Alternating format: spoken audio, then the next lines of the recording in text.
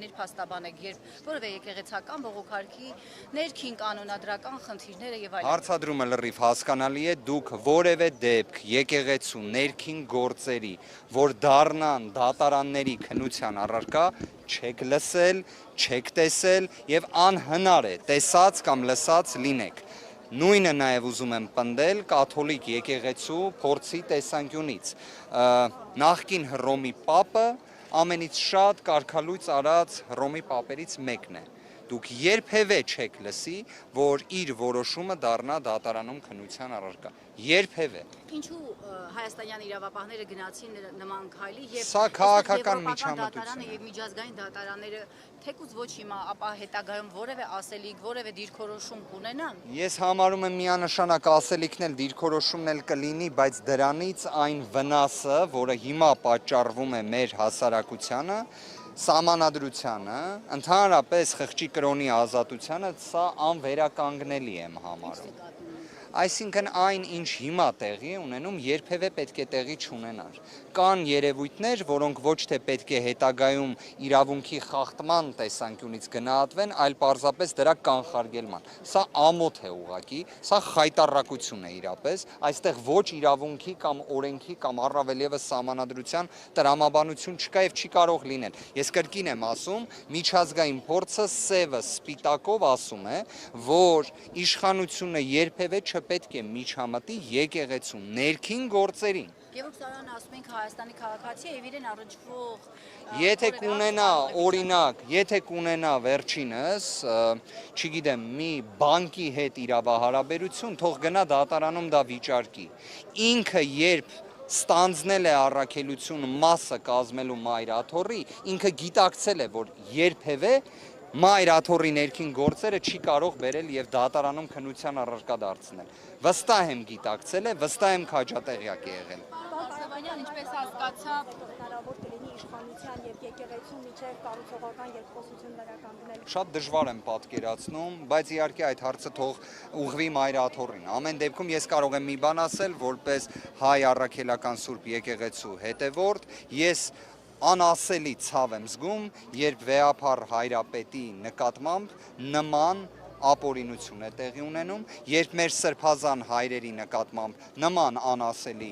միջամտություն է տեղի ունենում, որոնցից ոչ մեկը ոչ իրավական տրամաբանություն ունի, ոչ էլ ընդհանրապես տրամաբանություն ունի։ Վարդանյան, ինչպես հասկացա, ազգային ժողովում ամեն ինչ կիսատ եք թողել, եկել եք հայոց հայրապետի դատին մասնակցելու, դրա հետ կապված ինչ կասեք, մեկ էլ որ Կարծում եմ այստեղ ինչ որ հատուկ բան չկա, որ ասենք։ Կարծում եմ շատ նորմալ է եւ վստահ եմ այդպես էլ պետք է լիներ։ Բայց ես Վարդևանյանն եմ։ Վարդանյան հիմա որ դռները փակ են բոլորի առաջ, կարծես թե վեհափառը պետք է ներս մտներ, մտավ ու փակեցին, դրան ոնց է Հաշվի առեք դատական նիստերի դահլիճները ընդհանուր առմամբ ունեն որոշակի ծավալ եւ մակերեսի խնդիրել է լինում։ Սա ընդհանրապես դատաիրավական համակարգի խնդիրներից մեկն է։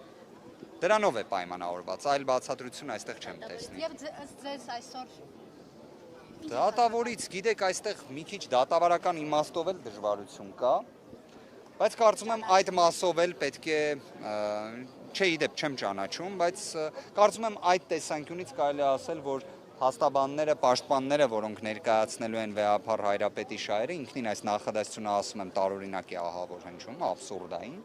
ինչևէ իրենք առավել քան պատշաճ ինչ անհրաժեշտ է եւ պետք է իրականացնել, կիրականացնել։ Միլան Վարդանյան իսկ ըստ էության դատարանը ինչպիսի վճիռ կկայացնի ըստ ձեզ եւ ընթացական քերոզյան ինչի է նախատեսվում։ Գիտեք, ես կարծում եմ դեռ վաղ է դրա մասին խոսել, ի վերջո նախնական դատալսումների փուլում, բարև ձեզ, նախնական դատալսումների փուլում գոյություն ունի նաեւ քրեական հետապնդումը դադարեցնելու հնարավորությունը, հուսանք նման գործիքակազմ կգործի։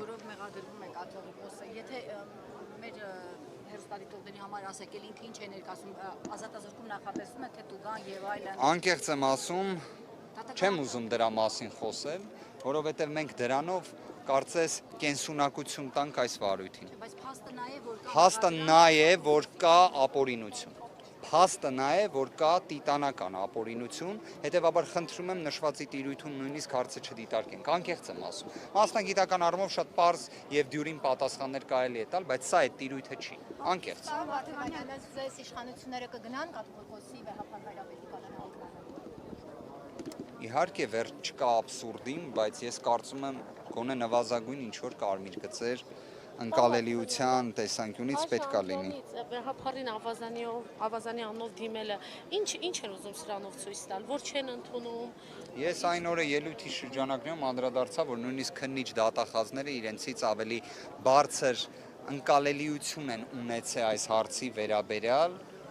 որը ինչ որտեղ զարմանալի է, չէ՞, որտեղ իրենք են այս քրեական վարույթին ընթացք տվել, բայց գոնե դա չեն արել։ Գոնե դա չեն արել։ Չգիտեմ, այսինքն դրանով ինչ են ուզում ապացուցած լինեն կամ ինչ են ուզում ցույց տված լինեն։ Ես եմ շնորհակալ ժողովրդին։